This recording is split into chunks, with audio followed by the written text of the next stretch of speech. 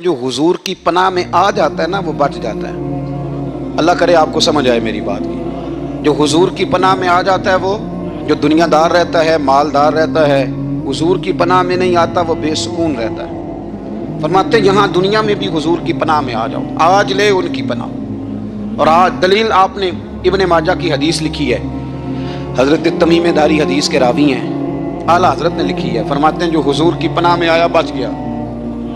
दलील देते हैं, फरमाया इंसान तो इंसान, जानवर भी आते थे तो बच जाते थे। हज़रत तमीम दारी रज़ी अल्लाह तआला अन्हु फरमाते हैं कि हम खड़े थे, एक ऊँट दौड़ता हुआ आया, नबी करीम सल्लल्लाहु अलैहि वसल्लम के पहले उसने कदमों पे सजदे किए। सहाबा कहने लगे तो हमें भी इजाज़त दें। फरमाया वो तो बेजुबान है, उसे तो पता कोई नहीं, पेशे नज़र है वो नौबहार, सजदे को दिल है बेकरार, रोकिए सर को रोकिए यही तो इम्तिहान है।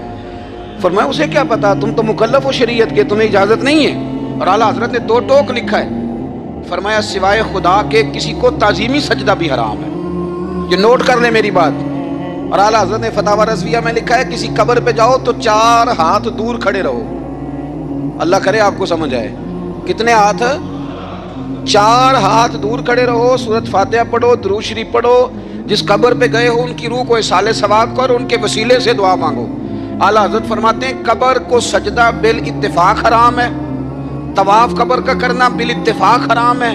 बोसा लेने में इख्तलाफ है कि जायज़ है कि नाजायज़ है, लेकिन बोसे से भी चूंकि शक पड़ता है तो फरमाते हैं अहमद रज़ा की राय ये है कि बोसा लेने से भी बचा जाए।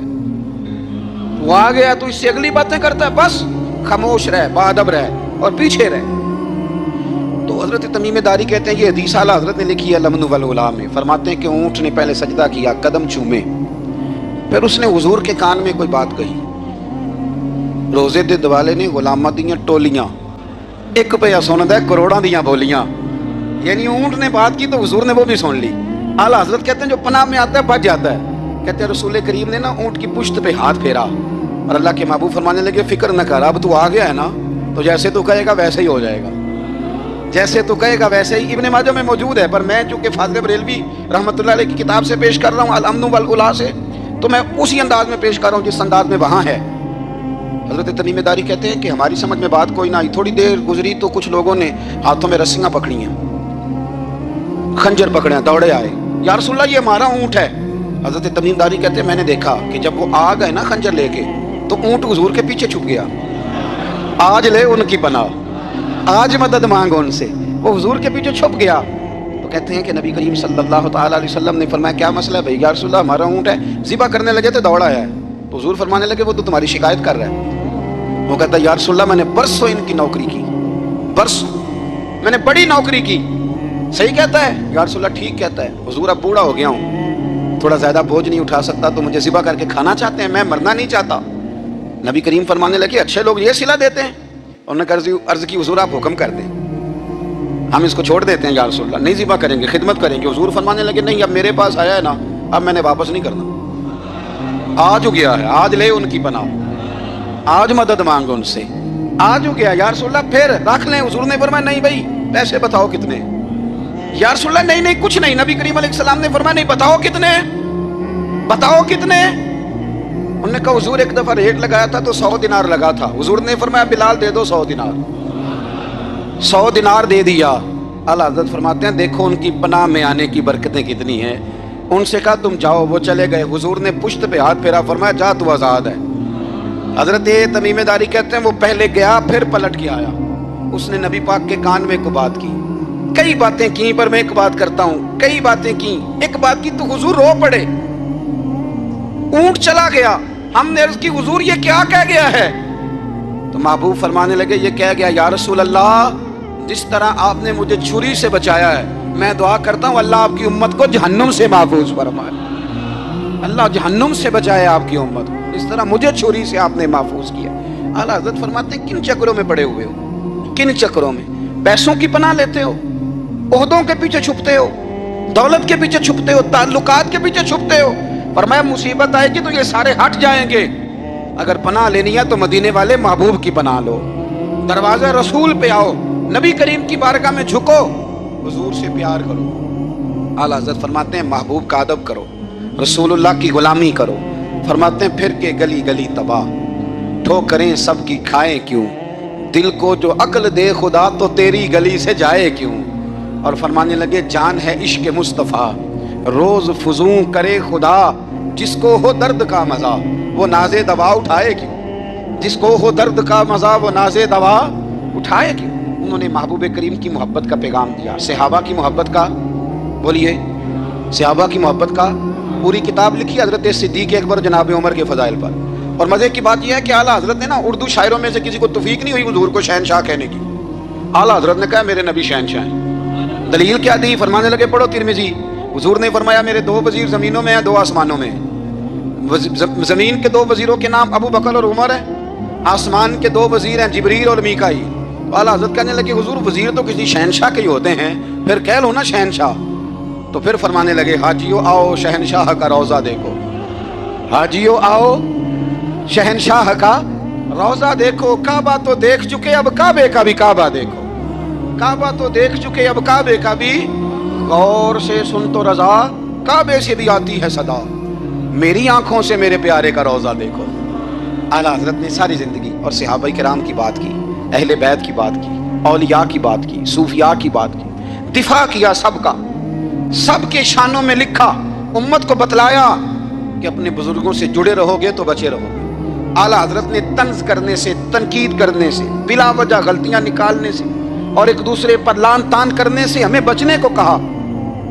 आला हज़रत फरमाते हैं कोई इल्म अगर आ जाए ना तो उसका माना ये नहीं कि सबको जाहिल समझ लेना चाहिए। समझ आ रही है मेरी बात की? हम जिस शोबे में भी होते हैं ना सामने वाले को अनपढ़ ही समझते हैं। मौलवियों के बारे में बाद लोगों का ख्याल है कि ये पता नहीं कौन सी मखलूक है, इनको क्या पता दुनियादारी का। मैं सही कह रहा हूँ। इसी तरह जो मेरे शोबे से ताल्लुक़ रखने वाले लोग हैं वो कहते हैं शायद सारे ताजर 2 नंबर तरीके से ही माल कमाते हैं। ये हो नहीं सकता, ऐसा हो नहीं सकता। हमें ना दूसरों की अहमियत की खबर रखनी चाहिए। हमें एक दूसरे से प्यार, हम तंज करते हैं, तनकीद करते हैं। फाज़िल बरेलवी मना करते थे, आप फरमाते ये तरीका दुरुस्त। हम जब गलतियां निकालने पे जाते हैं तो माज़अल्लाह इतना ऊपर बन जाते हैं कि माज़अल्लाह सुम्मा माज़अल्लाह अल्लाह रसूल तक पहुंच जाते हैं। आला हज़रत के ज़माने में एक शख्स ने कह दिया नबी पाक का ख्याल आए तो नमाज टूट जाती है। अकल है ना जी, जहां मर्जी ले जाओ। वो कहने लगा जी मैंने खालिस अल्लाह के लिए पढ़नी है ना फ़लसफ़ा जी, नबी पाक का ख्याल आए तो नमाज। आला हज़रत फरमाने लगे तू बड़ा ही पागल है।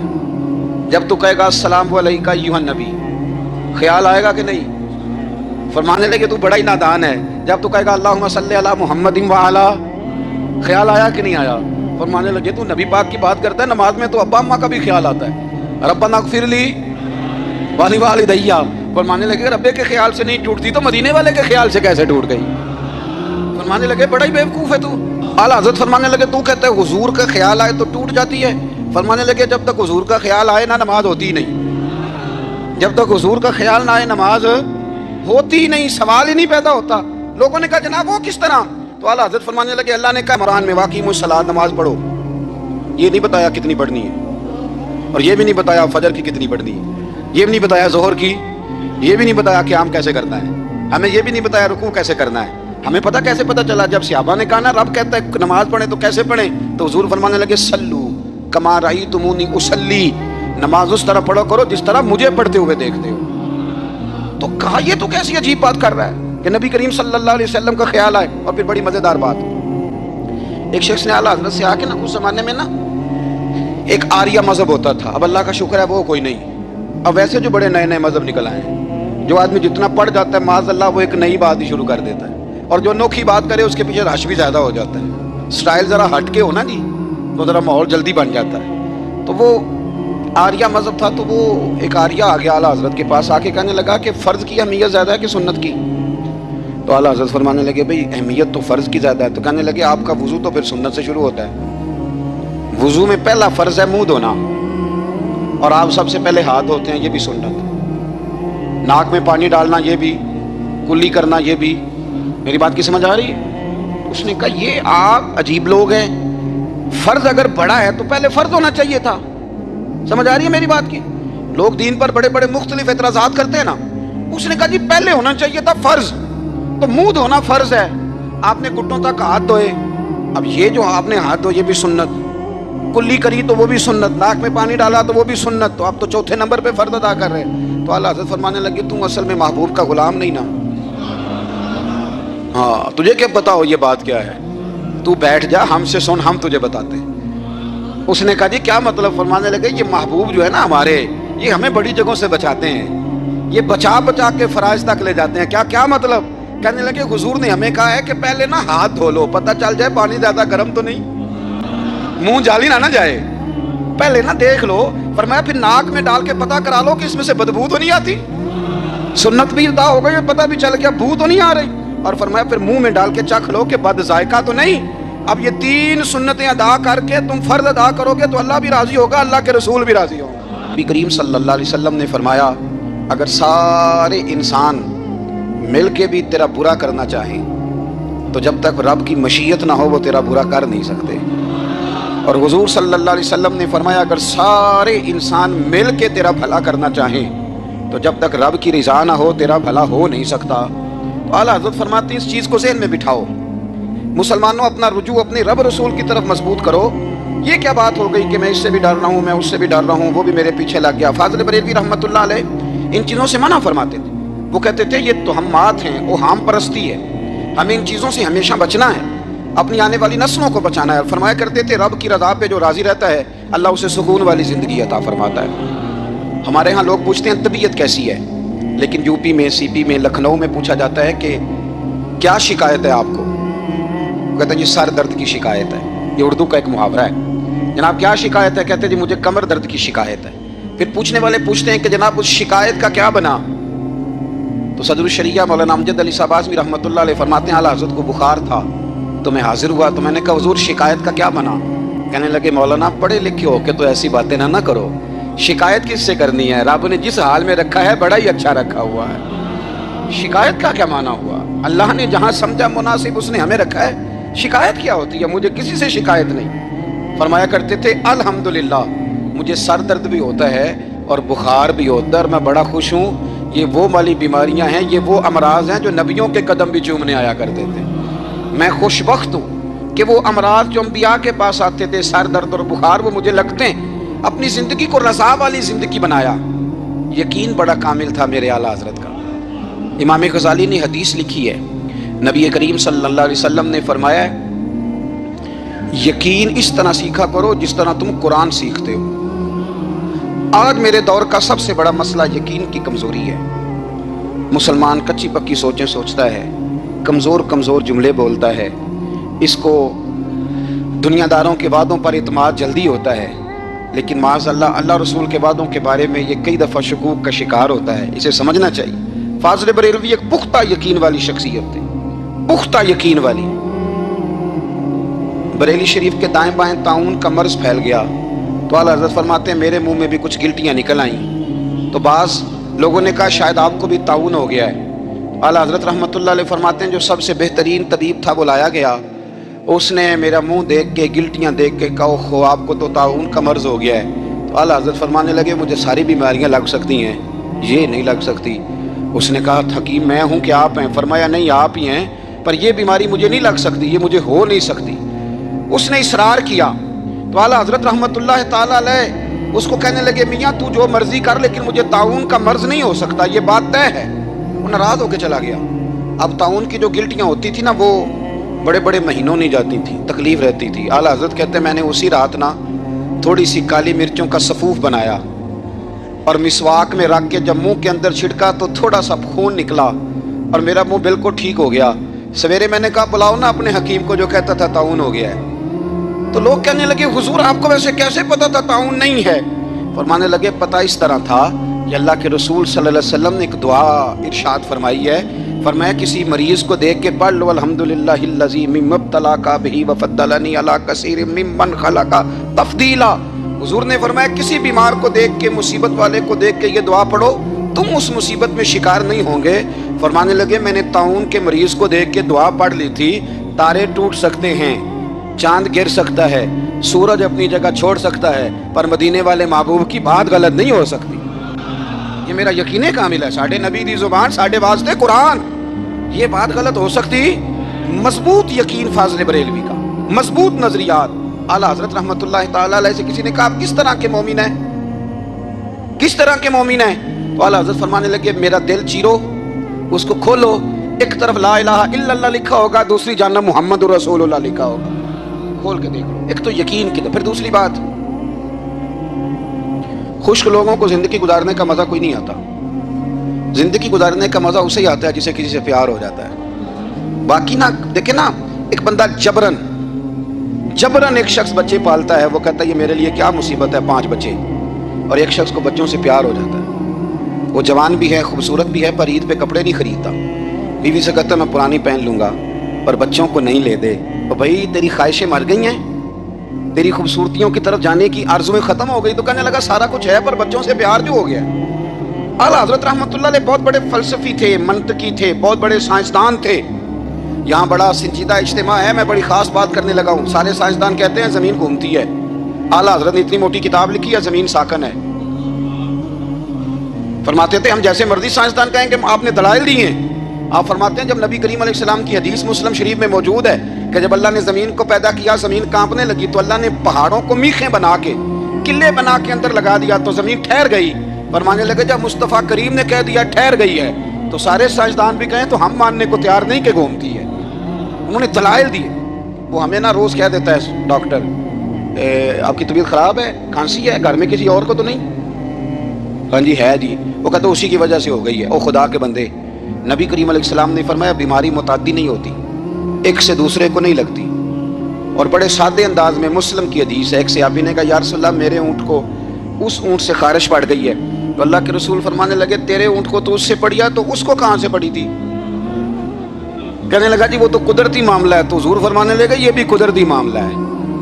اب ہمیں جو مرضی، اعلیٰ حضرت کے زمانے میں لوگوں نے کہا کشش ثقل ہے، زمین اپنی طرف چیزوں کو کھینچتی ہے. دلیل کیا ہے؟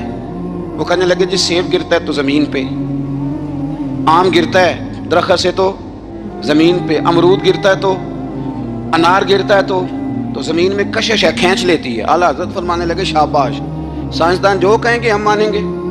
فرمانے لگے زمین نے آدھا کلو کا سیب کھینچ لیا ہے، 1.5 پاؤ کا انار کھینچ لیا ہے، پر ہم نے غبارے میں 1.5 چھٹانگ ہوا بھر دیا، وہ تو زمین سے کھینچا نہیں گیا. یہ کس قسم کی کشش ثقل ہے؟ یہ بھی 2 سال پہلے ڈاکٹر عبد القدیر خان کا مضمون چھپا تھا روزنامہ جنگ میں. وہ کہتا ہے مجھے وہ مولوی چاہیے تھا جس کے پاس قرآن حدیث بھی ہو اور سائنس کے علوم بھی ہوں. کہتا میں نے زمانے کے دروازے کھٹکھٹائے، پھر میں پہنچا بریلی کے امام کے پاس، اور کہتا وہاں جا کے نہ میں ٹھہر گیا ہوں، اس لیے کہ مجھے قرآن و سنت کا نور بھی ملا ہے اور مجھے سائنس کے رموز بھی ملے ہیں. یہ واحد شخص ہے جو دین کو سائنس کا پابند نہیں کرتا بلکہ سائنس کو مدینے والے کا غلام بناتا ہے، مدینے والے کا غلام بناتا ہے. تو اعلیٰ حضرت فرمانے لگے عجیب فلسفہ ہے نا جی، آم کھینچ لیا اس نے، سیب کھینچ لیا، امرود کھینچ لیا، پر اس سے 1.5 چھٹانگ والا غبارہ. تو لوگوں نے کہا حضور پھر مسئلہ کیا ہے؟ آپ فرمانے لگے مسئلہ یہ ہے کہ ہر چیز اپنی اصل کی طرف لوٹ جاتی ہے. ہر چیز اپنی، سیب امرود انار زمین سے پیدا ہوتے ہیں تو زمین پہ گرتے ہیں. ہوا کی اصل اوپر ہے، اس لیے جب غبارے میں ہوا بھریں گے تو ہوا اس کو اوپر لے جائے گی. ہاں جب اس سے ہوا نکل جائے گی تو پھر غبارہ جو جس کی اصل ہوتی ہے ادھر لوٹ جاتا ہے. انسان مٹی سے بنا ہے تو جاتا کہاں ہے؟ مٹی نہتے مٹی رہنا ہی. ایمی کا دی بلے بلے، اج مٹی دے اتے بندیا تے کل مٹی دے تھلے. تو اعلیٰ حضرت رحمۃ اللہ تعالی علیہ نے نا اپنے سارے علوم کو نبی پاک کا غلام بنا دیا. آپ فرمایا کرتے تھے آج لے ان کی بنا، آج مدد مانگ ان سے، کل نہ مانیں گے قیامت میں اگر مان گیا. بے چین ہے دل. آپ کو پتہ نہیں کروڑوں میں چلے گئے وہ لوگ جو ذہنی پریشانیوں کی وجہ سے دوائیاں کھانے لگ گئے. آپ کو اندازہ نہیں کہ رات تو پڑتی ہے اور دن تو ڈھلتا ہے، لیکن بہت سارے لوگ شکایت کرتے ہیں کہ نیند کوئی نہیں آتی. اور میرے دوستو، یہ جو آستانے تھے یہ سکون کا باعث تھے، یہاں ٹھنڈک ملتی تھی، یہاں سے لوگ ہو کے جاتے تھے تو قلبی اطمینان پاتے تھے.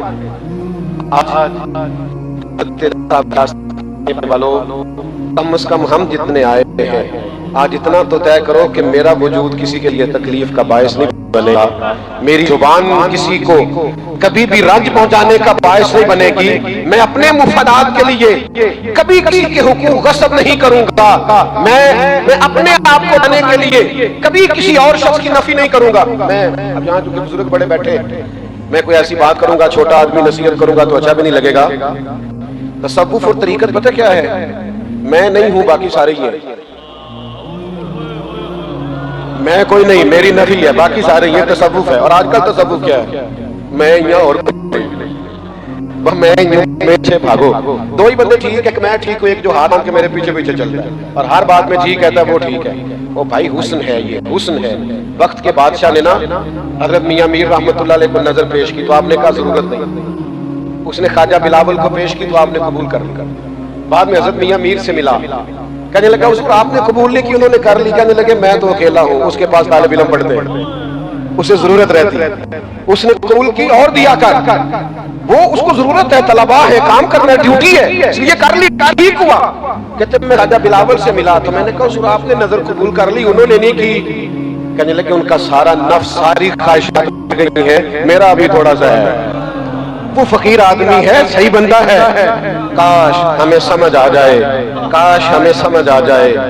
اپنوں کو لوگ اپنوں سے جدا کر کے لطف لیتے ہیں، لوگ اپنوں کو اپنوں سے لڑا کے تمہیں پتہ ہی نہیں کس کس قسم کے فوائد حاصل کرتے ہیں. داتا صاحب کے ماننے والوں، اگر تم کبھی غیروں کی سازشیں سمجھ جاتے تو اس گنبد والے داتا صاحب کے سائے میں تم سارے اکٹھے بیٹھے ہوئے ہوتے، تمہارا رنگ اور ہوتا.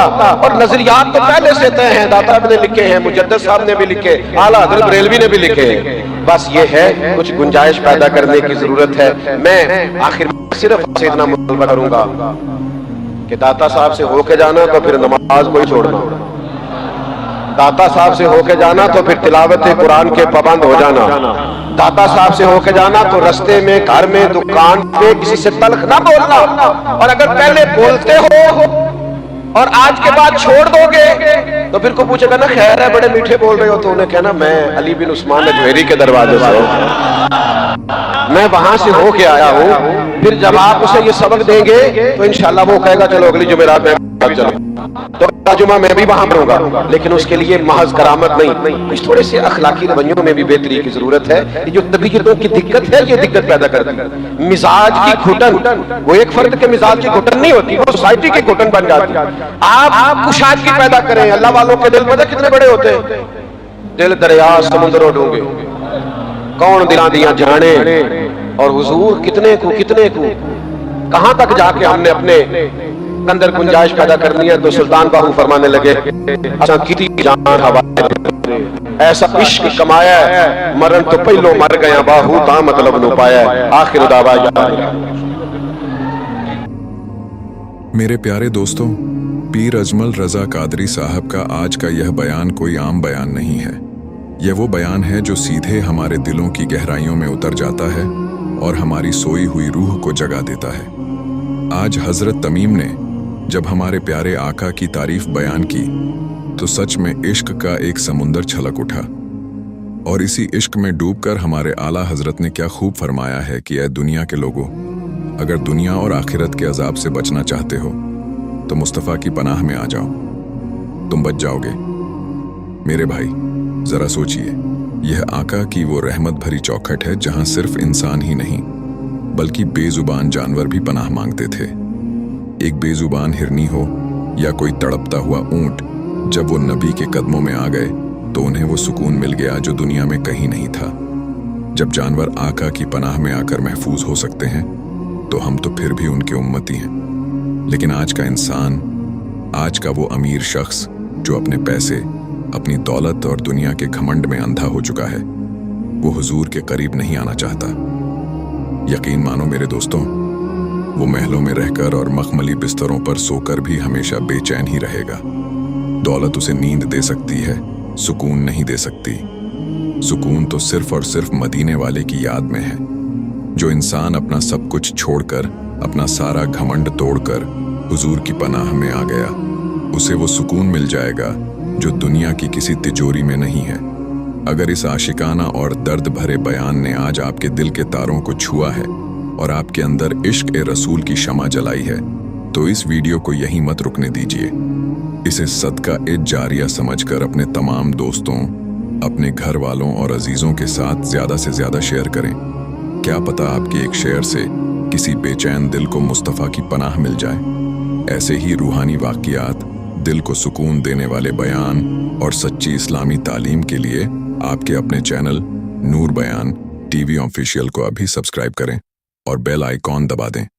वीडियो को लाइक करें और कमेंट्स में सुभान अल्लाह या दरूद शरीफ लिखकर अपने इश्क का इजहार जरूर करें। मिलते हैं अगली वीडियो में एक नए रूहानी पैगाम के साथ। तब तक अपना ख्याल रखें। अल्लाह हाफिज।